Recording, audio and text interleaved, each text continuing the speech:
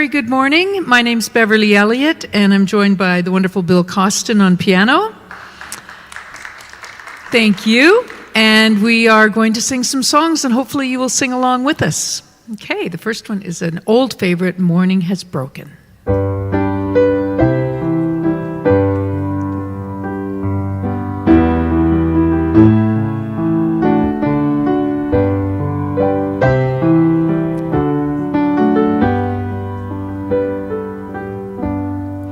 Morning has broken like the first morning.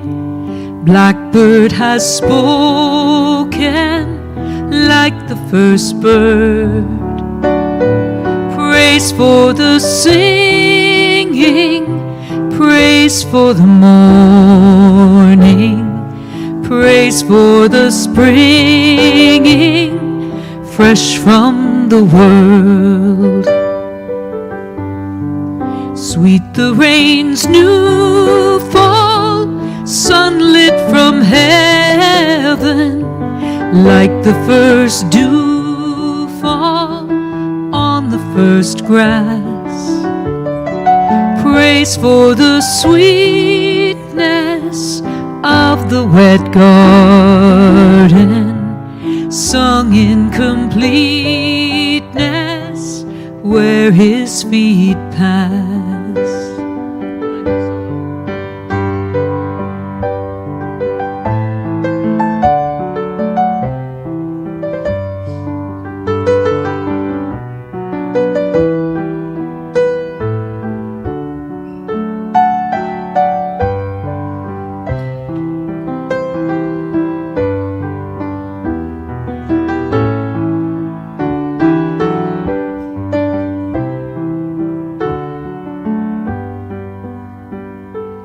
Mine is the sunlight,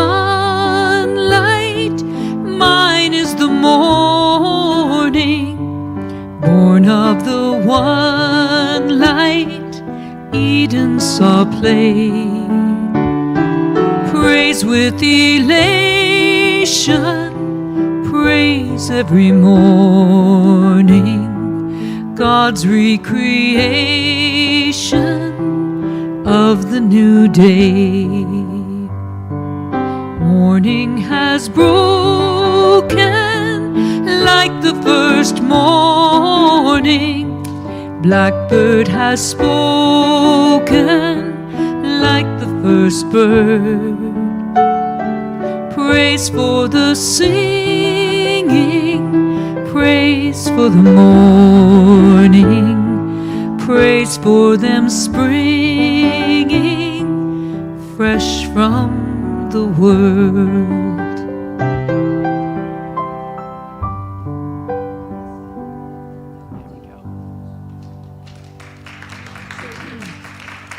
Thank you. Our guest speaker today is Yogacharini Maitreyi.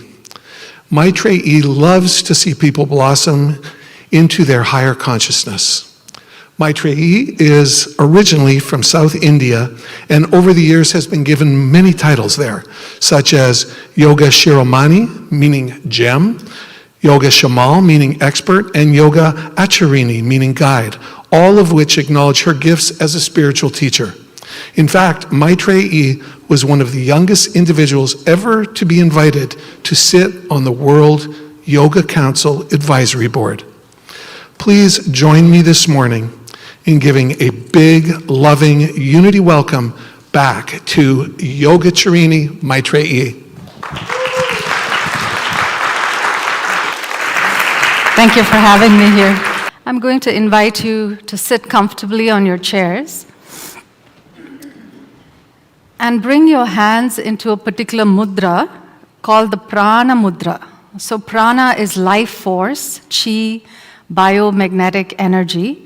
And we're going to touch the tips of the little finger and the ring finger to the thumb and the other two fingers outstretched and place them on our thighs and keep our eyes closed.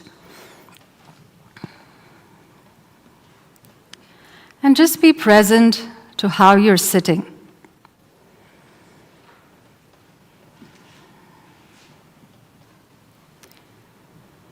Now, prana or life force can be blocked if the body is contracted. And the body is contracted when it holds fear.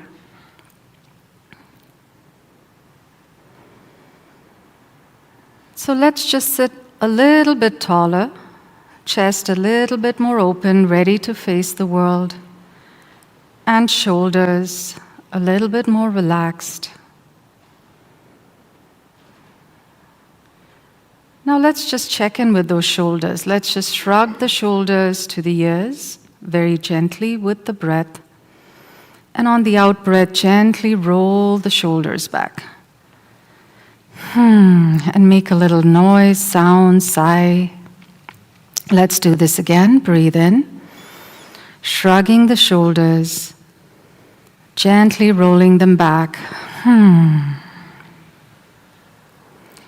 And one last time, breathe in. And release.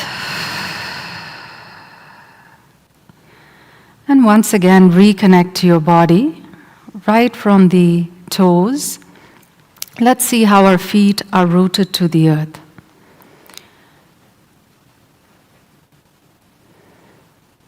We'll go into a step-by-step or a 4-step program for emotional management. This is based a bit on the yogic and tantric traditions I come from. Not the Western tantra, but a classical tantra, which is more on the energetics. Understanding the flow of prana or chi in the body. So let's just be present to this prana mudra. How our fingers and hands are feeling. A mudra is a gesture of the hand, face, body that moves energy in a particular pathway. A deeper meaning of mudra is that it's a mystic or an energetic seal. Just like the king's seal, it seals a particular message, a particular mindset, a particular mood. So especially if our mood is a little off, then a mudra is a beautiful tool to access a better mood, because when prana flows, the old stagnation of emotions in the physical and energetic system shift for the better.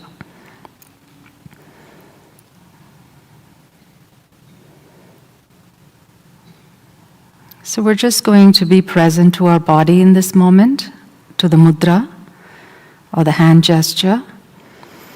And now we're going to bring our awareness to our breath. Simply observe the breath. Follow the breath as it moves into the nostrils, into the windpipe, and into the lungs. And follow the breath out.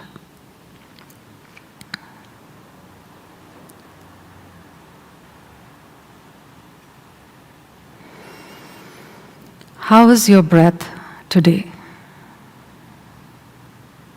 Is it smooth? Is it feeling a little choppy?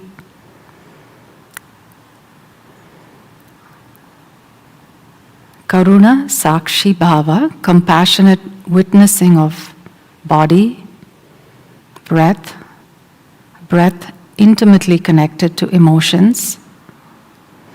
So as we become aware of the breath, we also become aware of our emotional states. I'm sure all of you would have noticed at some point, if you're angry or upset, the breath is very fast. When you're anxious, it's really fast.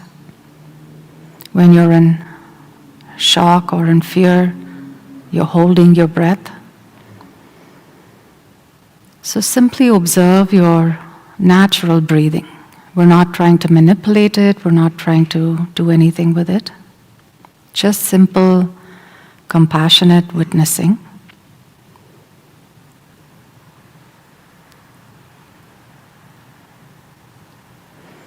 Now we're going to lengthen and deepen the breath and see the impact it has on our system. Breathe in through the nose, expanding your lower chest, mid-chest, upper chest. And breathe out with the lips pouted.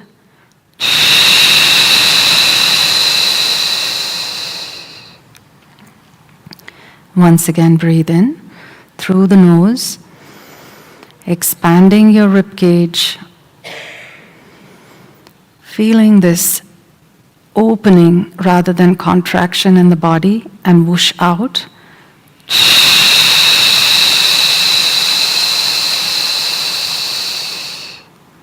Breathe in. Nice deep, deep, deep breath. And release.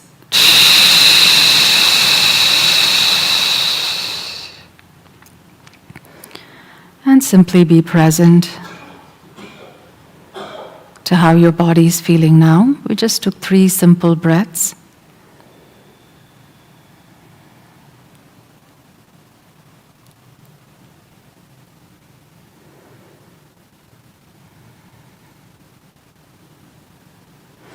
We're going to take a moment in silence just to integrate this awareness of body, awareness of breath, awareness of the mudra that shifts energy in the system. And by being aware of our energy and breathing, we become intimately connected to and aware of our emotions. We're not trying to bypass it, but acknowledge them. The first step is acknowledging, where we don't suppress, bury, push them under the carpet. Neither are we so overwhelmed that it's spilling and leaking out everywhere onto everybody close to us. We don't want that either. So simple awareness and practice of the breath and energetics helps us in the first step, the step of acknowledging our emotions. How are we feeling today? And all emotions are welcome. Whatever you label as good, bad, ugly are welcome in yoga, are welcome in the divine's presence.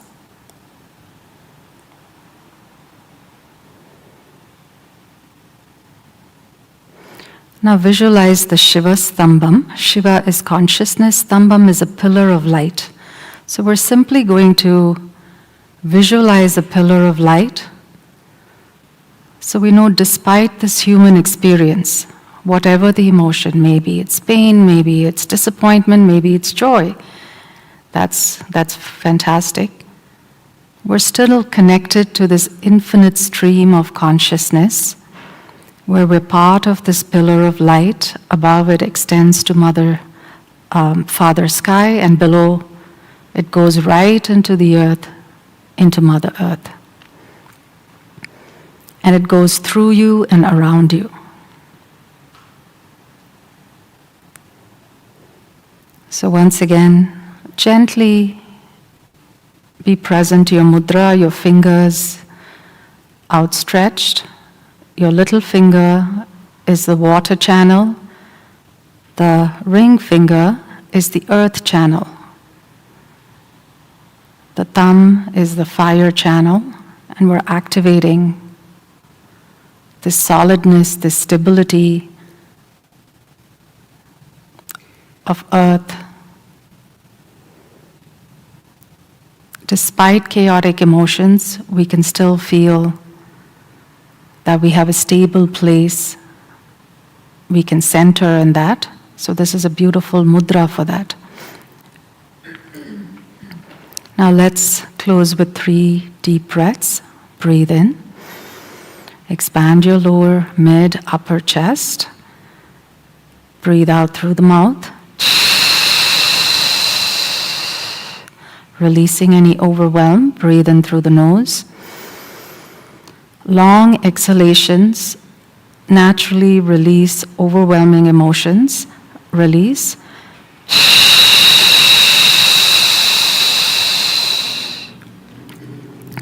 One last time, breathe in. Expand, expand, expand. And just when you feel my lungs are full, take another sip in through your nose. And another sip in through your nose. And release through the mouth.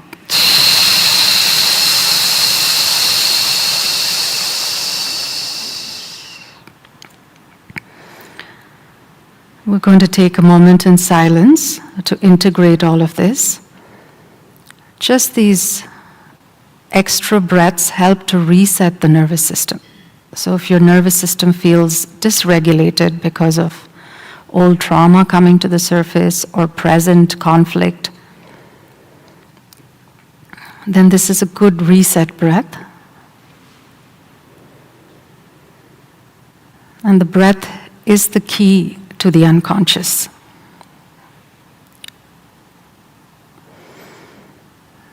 So dysregulated emotions, the breath is fast. When we consciously work on the breath, we can calm the nervous system. Now gently rub your palms.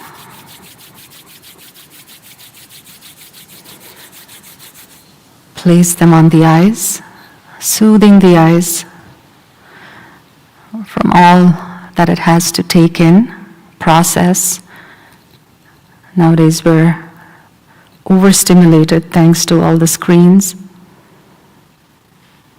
And our vision becomes more and more externalized.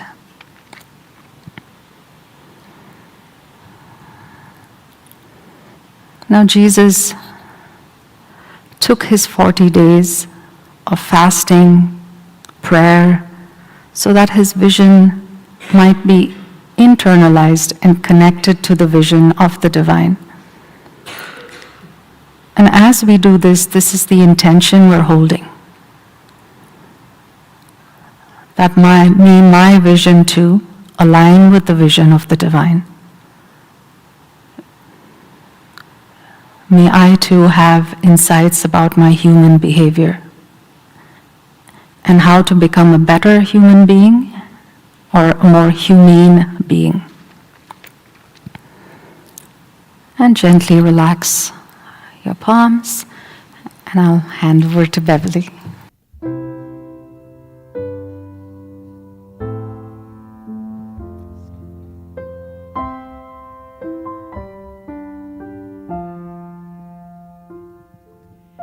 Little boat on the ocean, rowing along. Little boat on the ocean, be strong.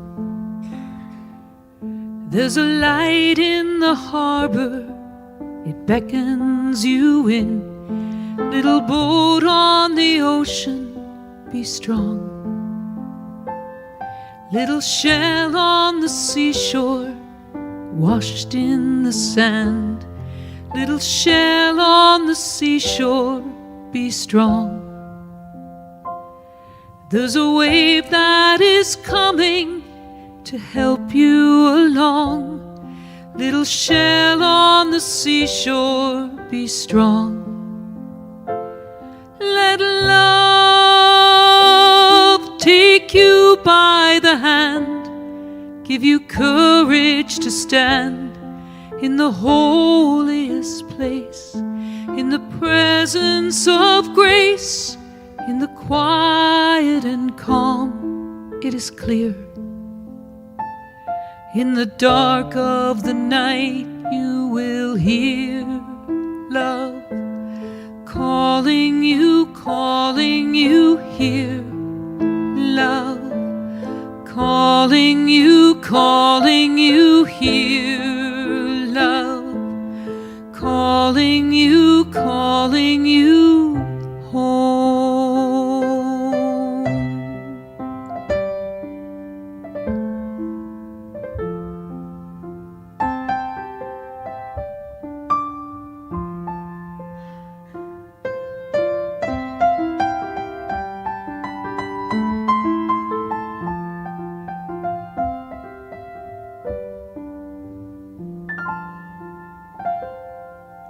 Little bird in the treetop, singing so true.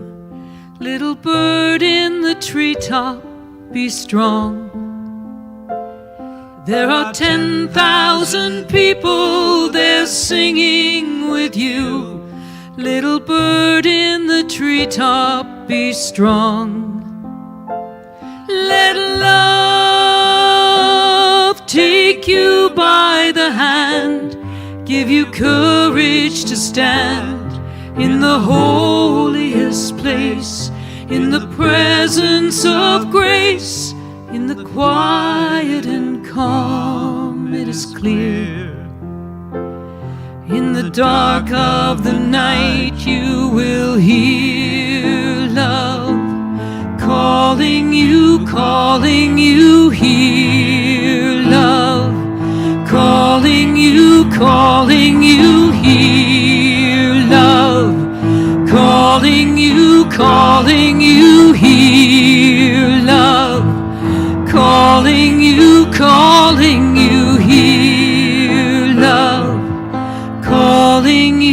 home.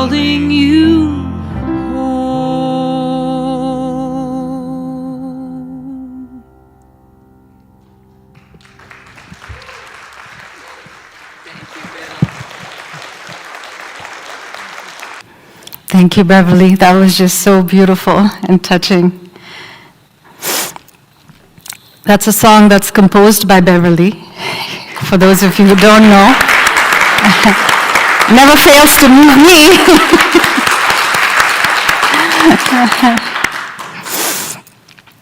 So on 21st February, Janet kind of texted me and said, "Are you available for a talk? And it's going to be for Lent. And can you talk about something connected to that?" And I said, "Sure, I'm available on this Sunday." And in my tradition, whenever we are talking about something, we tap into the energy of that period. So I was doing some practices that very evening, and she wanted the write-up fast because the newsletter and everything had to go out. So I sent her the write-up Thursday morning. It was the 22nd. And I was in my meditation, and I had already confirmed meeting a friend. So I was like, said, okay, I'll just do the write-up quickly, and I'll, go meet my friend for a documentary festival we were going to, and then she wanted to see the love lights at Capilano. So I go out, and in my building, there's a little area that has free stuff. All of us just put free stuff to exchange or take. And there was one little item there, and this was the item: loving words from Jesus.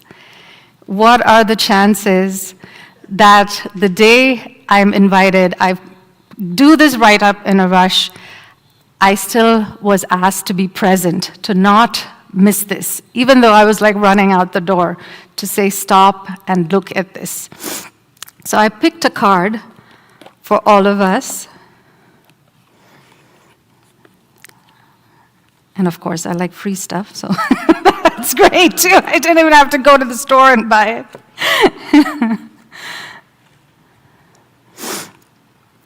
Ask, and it shall be given unto you.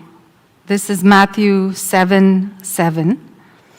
And then I said, let me pick another card. And then ask, and you shall receive. That was the next card. I was like, okay, maybe I'm a little thick-skulled. I need it like drummed into me. Just keep asking. So those were the two cards that I got. And that is ask, and you shall receive, that your joy may be full. A little different, but same message. John 16:24. And so this asking, both in any tradition, when we ask the divine, how do we ask, is a big foundation that's laid.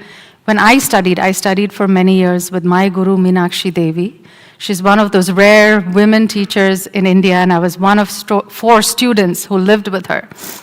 And she would always say, we just keep asking, but how do we ask? From which place do we ask? Are we asking from a purified place? And the emotional, I just put it in more corporate terms, emotional management 108, but the whole spiritual life is about purifying our hearts so that our hearts can magnetize what is truly uplifting for us, our community, and works the divine vision through us. So it's quite it seems like a big task, but when we look at it as a step-by-step small, we absorb it in small bits, then it becomes easier. So just to continue with this card story, I got the cards, and then I went to meet my friend. And I didn't know what the documentary was because one of my students had given me 2 free tickets to this documentary. And it was last minute, and she said, oh, you know, I know you love social justice and you love filmmaking, so do you want to go? So we went there, and we were just bawling in that documentary because it was about this beautiful society that was created in the Philippines by this man called Bobby Chan, who was fighting to preserve the forests there and all the corrupt politicians, and they were showing how they did not even think twice to gun down people. So a lot of environmentalists were killed off. So of course it was heart-wrenching to see that injustice.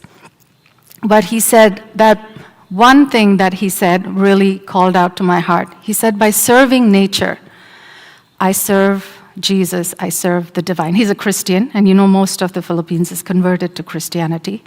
So, and he kept repeating that.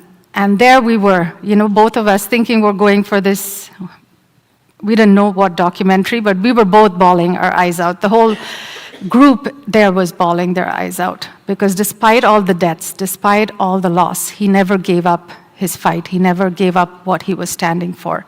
And we know that comes from a purified heart, that vision, that strength to stay strong on his path. And then we went and saw the love lights at Capilano. That was not quite as heart-wrenching, but it was beautiful. So when we see this process that Jesus went through, these 40 days of purification, in the yogic culture, it is called a mandala. So we also have 40 days. This number is just so uncanny in the Middle Eastern, as you know, Jesus came from a Middle Eastern culture. This number is of great significance. So a mandala is a circle of harmony created by man, nature, and spirit. And it was no coincidence that that whole day I had this circle created for me by the energy of Jesus as I was tapping into Lent, as I was tapping into his energy. And these 40 days in India, if you see, there is a pilgrimage where many men, interestingly, it's the men who need to be purified. The women, I'm just kidding. You know, the women don't have to go because if you're menstruating, they say you're naturally purified. And so it's the men for 41 days. It's an extra day that they take as well, where they fast. So they get off meat, they get off alcohol, they also are celibate for the 40 days, so the wives are really happy. They're like, everybody go to, you know, they encourage their husbands to go to Shabrimala, that's what the place is. Shabri is the place, and Mala is a mountain. So just like Jesus went to the mountain, these men have to fast, wear only one colored clothes. Usually they wear just black. They don't wear anything else. They give up everything, and they wear a particular mala or a string of beads. And when somebody looks at a person, they know, okay, he's going to mala. Like when you see that outfit, which means they won't tempt them and say, hey, let's go for a drink, or let's do this, or let's do that. And those 41 days, they are in prayer constantly to purify their hearts. And only then do they have the rite of passage to walk up. It's quite a big trek. It's not an easy place to get to. So this 40-day ritual is there in many, many traditions for the purpose of purification. And that's why this number 40, like even today, when any guru, if you go to India or in the West, yoga is just confined to yoga studios. But if you study with a guru in India, they will give you a 40-day sadhana. A sadhana is sat dharana. Sat is the highest reality, and dharana is you are focused. Your heart is open to that vision. Vision of sat, vision of the highest reality. So the sadhana that you're given by your teacher, by your guide, will be for 40 days. So it's interesting, again, to see till today that number 40 has carried forth for purification. So typically, because it's a lunar calendar, they'll say it's 2 full moons plus an Ekadasi. I don't want to give you too many details, but I like numbers and I like how they calculate things. So 2 full moons plus Ekadasi. Ekadasi means the 11th day after the full moon. And Ekadasi is also usually auspicious for fasting, which is about 41 days, 40 to 41 days is the number that's stipulated for self-transformation and creating this mandala. Again, I repeat, mandala is the circle of harmony between man, nature, and the divine. So this is the mandala that we can also create by applying some of the tools that I'm going to teach in this process of Emotional Management 108. So very, very simple tools. We already did a meditative practice, which was the tool of the mudra. We can use that to transform and say 40 days, all I'm doing is like, when I'm not doing anything, I'm just sitting with this mudra. That could be a practice and holding an intention of, I want this aspect of my life to be purified. I want to get rid of this addiction, whatever it is that we are moving through. So coming to this 4-step program, so to speak, the first step is to acknowledge.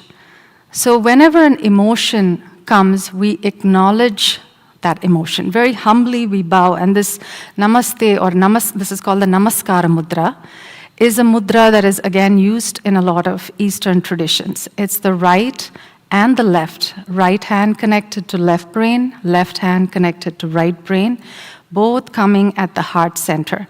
And when you meet someone, you bow humbly because there is that great spirit that is moving through each one of you, and each one of you have the energy to pass on to me and vice versa.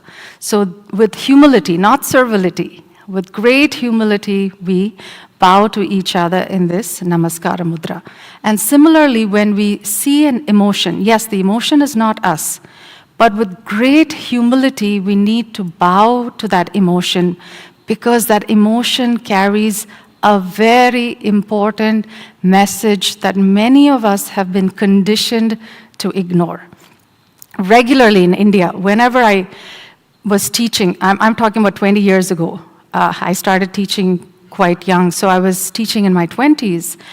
And with women's groups, I'd always find anger was, especially with my grandmother's generation. So my grandmother was living right next door with my aunt at the place I was teaching. So I was like, trying to motivate her to do some practice. She was like, no. So I started a group just for her. And I said, okay, it's going to be 65 and above, a group. And in that group, for women to come to terms with their anger was very, very difficult. And then when I saw a documentary on Netflix, horrible one, the FLDS, and there was this, it was titled Keep Sweet and Pray. So has anybody seen that on Netflix? No, okay. So all the women were conditioned, despite the abuse, despite the injustice, keep sweet and pray, which means they were not given permission to even acknowledge their own anger. And this was, like I said, I've seen it in India, I've seen it in many cultures, I've seen it because we're not given permission, because we're conditioned to do that. And then what happens to that anger? One way it can go is here, one way it can go is here. So it gets suppressed and the organs are impacted. And I do one-on-one sessions with people, and when I check, I always find the liver channel really blocked. And when the liver channel is blocked, I know it's suppressed irritation, suppressed anger, suppressed rage. So it's interconnected. Or maybe you are comfortable expressing anger, so instead of processing it, the men are given a lot of, again, I have nothing against men, I'm just joking. I feel bad for the men because they're not given permission to cry or to express grief. I'm talking about an older generation. I'm talking about our lineage. Now it's more equalized, we can express without feeling judged. But in an older generation, I know a lot of men were not given permission to cry and be vulnerable, and that's really sad because they had to get this energy out in some way. And then it mutates into anger, and anger is acceptable, so you can rant about things to kingdom come, and that's fine, but you can seem vulnerable in the face of things. So when we look at this acknowledging, the first step is to say, okay, I have this emotion, and the second step is accepting and embracing. So 2 A's, acknowledging. The next A is accepting. So accepting means also fully embracing that emotion like a child. And when we don't embrace that emotion, all of you know what happens to a child when an emotion is not embraced. They're just throwing tantrums because it all goes sideways. So we're going to do a little practice just to let go of our tantrums. You can do it sitting as well. We'll first do it sitting, and then we'll do a standing. It's just a little jiggling of the body. We're not doing anything intense. So we're going to sit with our body and just jiggle it out. Is this good for you at the back if I move? Yeah, okay, thank you. And then we'll just jiggle our bodies. So we're going to jiggle, and then jiggle our wrists. You can keep your eyes closed if you want. And when we're feeling this loose, when we're feeling this jelly-like, when we're feeling this wobbly, we cannot be uptight. It's just how it is. So we're going to remain and continue being jiggly and wobbly. And whenever you find yourself being uptight, maybe you're not throwing a full-blown tantrum, but it starts from a certain feeling of uptightness. So as we embrace that emotion, we become more, I would say, experts at catching them before they become full-blown. And now keep the eyes closed for a moment. And just be present to how your body's feeling again. And let's take one deep breath. Breathe in. Expand your lower chest, mid-chest, upper chest. And release. Beautiful. And we'll take a moment in silence just to absorb what we've done so far. And it's the spaciousness that we're creating in our system, not overwhelm. So whenever we're working with emotions, we want to take a lot of space. One of the reasons emotions are not processed properly is because our lives are so fast-paced. We don't take time like Jesus did, like the ancients did, for 40 days of, it can seem like doing nothing because unfortunately the business world, the industrial mindset is if I don't produce, then I equate to nothing, which is a wrong mindset, but that's how we've been conditioned. So they were not doing nothing. They were sitting with these emotions. They were sitting with their doubts. They were sitting with their fears so that they could come back to their hearts fully open to receive the vision and love of the divine. And they could exude the same love in day-to-day life to themselves as well. So one last breath, breathe in. Expand, expand, expand. And release.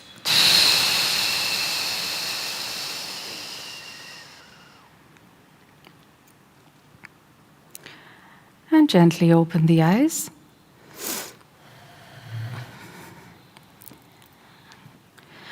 So we went through the first two, so it's a very short 4-step program. So AA, that is, we are first acknowledging, then we're embracing, we're accepting.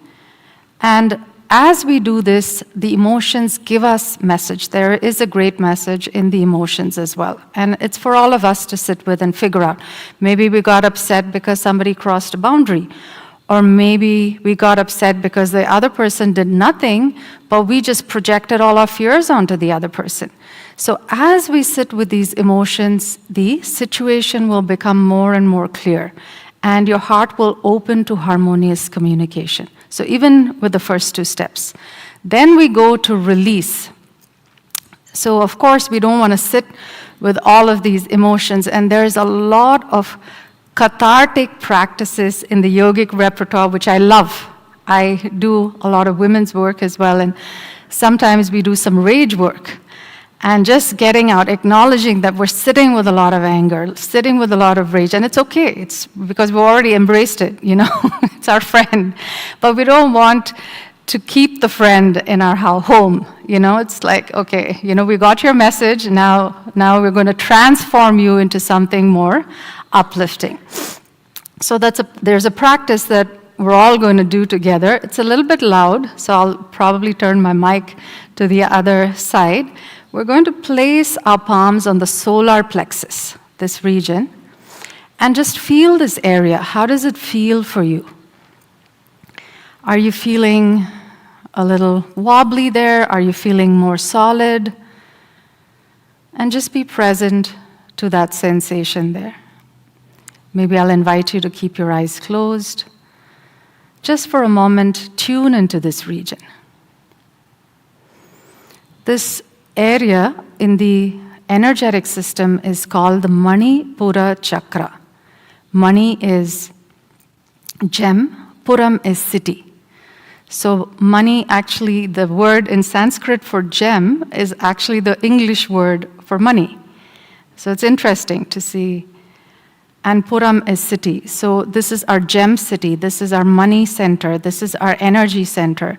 And if we have power struggles, this is push-pull. Yes, no. This is what gets depleted if there's internal conflict. And sometimes we might feel it there, sometimes we may not. We might feel it in the shoulders, we might feel it in the gut, we might feel it in various other places. Butterflies in the stomach, I have like something going off here. Now we're going to take a nice deep breath and gently release.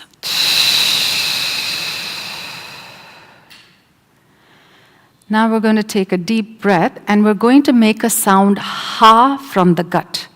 So this is a practice called the ha karas. So it's a releasing practice. It's like, yes, I've owned my anger. I've gleaned from its beautiful message. But now it's time to not hold it in. So breathe in and make the sound ha. Okay, all of your nice gentle ha's. Breathe in and make the sound ha like a karate ha. There you go. Again, breathe in. We can start off gentle and then we can progress. Ha! So we want a nice ha. Get it out there. Breathe in. Ha! Fantastic. Breathe in. Ha! Breathe in. Ha! Breathe in. Ha! And take a moment. So typically you're asked to hydrate. So again, laughter also. If you have a belly laughter, that's like the hakaras. And in karate too, we do a lot of hakaras, which is again, in the Eastern martial arts, there's a lot of sound practice. And the last step, so we're coming to the close of it, so AARR. It's a very simple thing. I first created it for children, and then I started teaching this in corporations, because sometimes we've got this information overload, where we've got so many things going on that, if I say, come and study for 7 years with my guru in the ashram, they're just going to say, okay, bye. Whereas if I give them these little nuggets or bite-sized appetizers, then it works. So AA, which is acknowledge, then accept, and then we have the release. There are many, many tools in the yogic process, cathartic practices to release. You can even, maybe punch your pillow, just get it out. But conscious release. We're not releasing unconsciously onto those around us, which normally happens if we don't acknowledge the emotion, because it's there, buried or lurking, and it comes out in ways that are not healthy. The last one is refining. And this refinement is what Jesus and everybody on a spiritual path did. This constant purification, this constant sublimation, which is very different from suppression. So this process of sublimation, again, becomes easier when we become sensitized to our pranic flows. So that's why I was saying the Western Tantra is very different. It's highly sexualized here from the Eastern Tantra, where when I studied, I had to become aware of all the nadis, the pranic pathways, and how they flowed. And if I was in a particular state of mind, how blocked I felt. Where was that block? Was it in my abdomen? Was it in my chest? Was it here? So you see the immediate impact of you dealing with emotions unskillfully and therefore creating more injury or more blockage to your own system. When you start observing that interconnectedness, you don't want to do that BS, pardon my French, but you don't want to do that anymore. You're like, I'm done with this. I don't want to go through this cycle of unskillful living. So usually I close with a story, as those of you who may have listened to me few talks or whatever regular talks I do know. But this time I was thinking, I was praying, I had these cards, I was like, what story do I close with? And no story came to me. And what came to me was that each one of us has to create a story of love as we go out into this world. And so I'm going to ask you to stand up. And I'm going to ask you to move around a little bit. So I'll say, let's all walk around, and that's how we're going to close. We're going to just walk around. Don't be afraid, even though if you don't know all these new people. I'm just joking.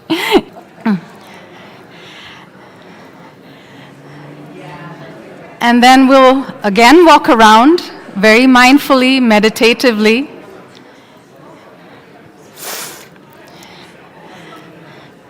Find out the person's name before you go so you can be in touch with them. And find a new person, not the person you are sitting with.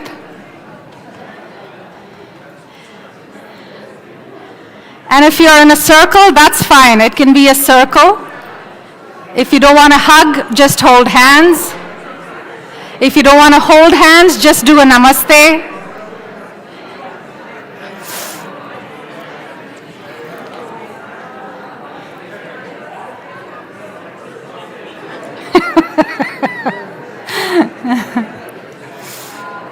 I do look forward to hearing what stories you've created. Namaste, thank you. Yeah.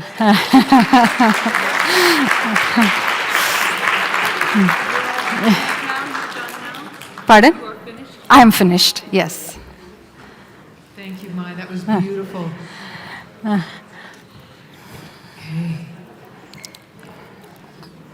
Take all that great energy into this song.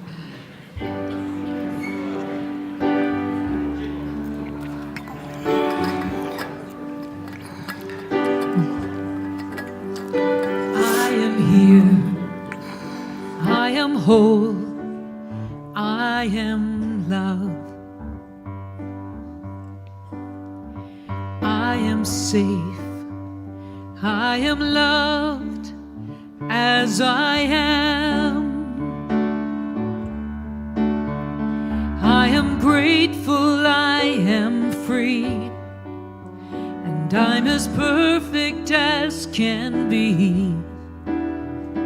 I am here, I am whole as I am. Nothing can illuminate the darkness like a serenade. Nothing can make peace like a song. We've got a ways to go, but then we're closer than we've ever been. Let's walk together on and on. I am here. I am whole as I am. I am safe. I am loved as I am. I am grateful and I'm free. I'm as perfect as can be. I am here. I am whole as I am. I propose a family looks a lot like you and me, including all the people that we love. Then we'll take a photograph of everybody as they laugh, put it in a book entitled Us. I am here. I am whole as I am. I am safe. I am loved as I am. I am grateful and I'm free. And I'm perfect as can be. 'Cause I am here. I am whole as I am. May seem just like a song, may seem just like a thought, but soon it will take hold, become a truth that's taught for generations and generations and generations. I am here. I am whole as I am. I am safe. I am loved as I am. I am grateful and I'm free. I'm as perfect as can be. I am here. I am whole as I am. Please sing it with me. I am here. I am whole as I am. I am safe. I am loved as I am. I am grateful and I'm free.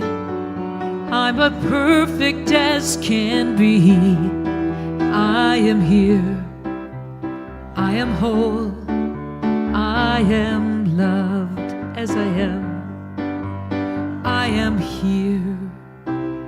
I am whole as I am.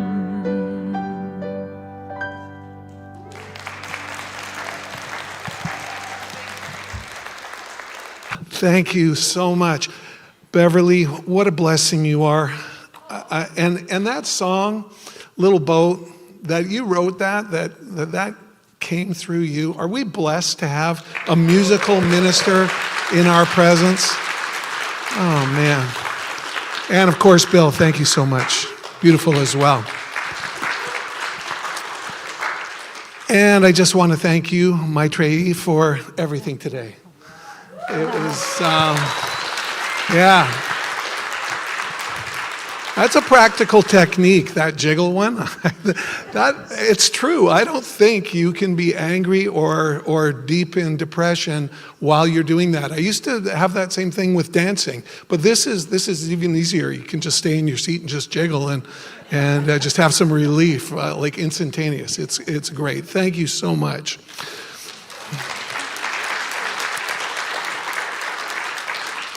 So we now come to a time in our gathering where we give our love offerings in thanks for our spiritual nourishment.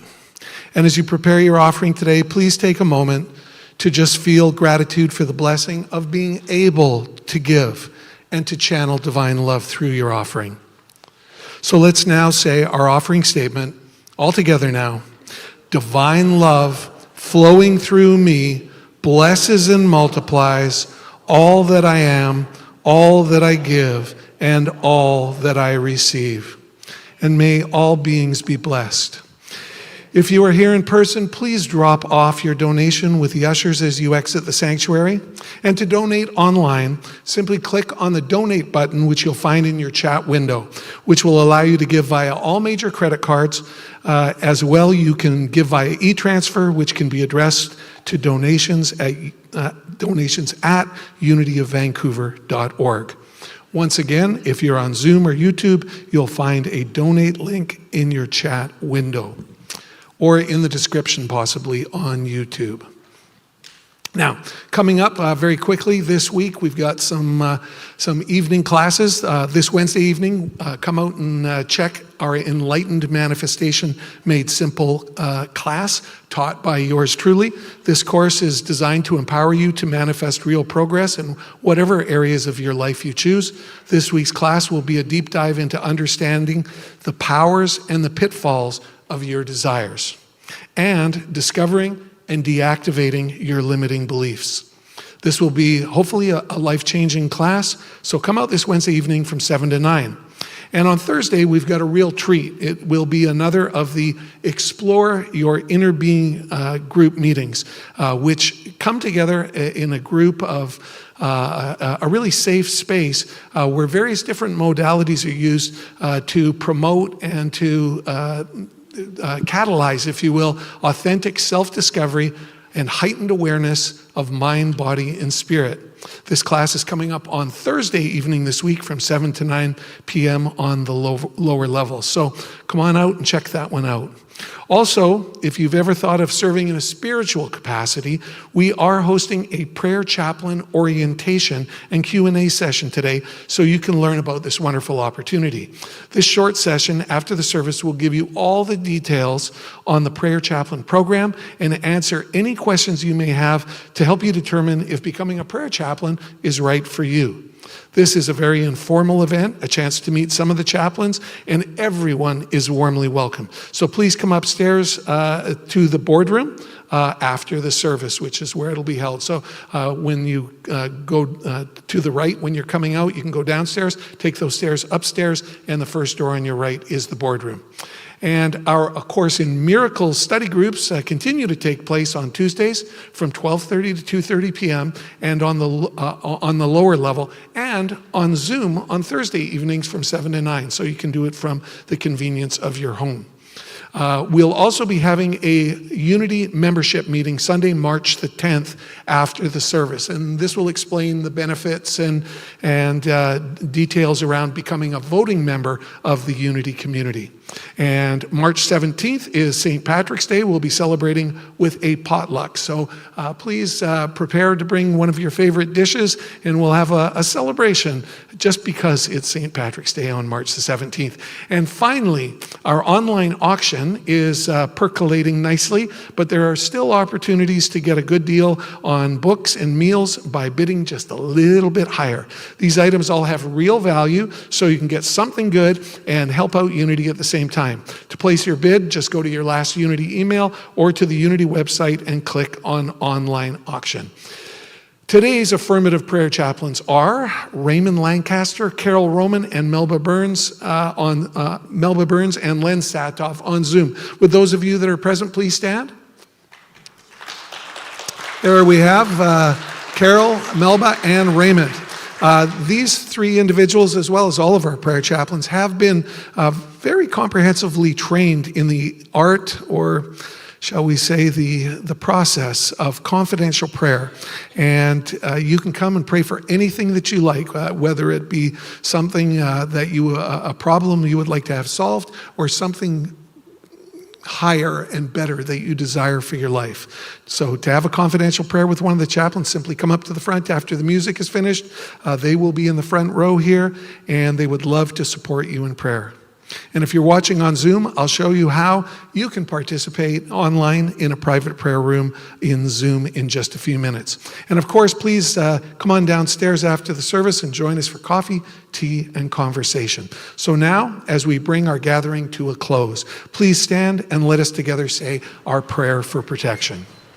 All together now. The light of God surrounds us. The love of God enfolds us. The power of God protects us. The presence of God watches over us. Wherever we are, God is, and all is well.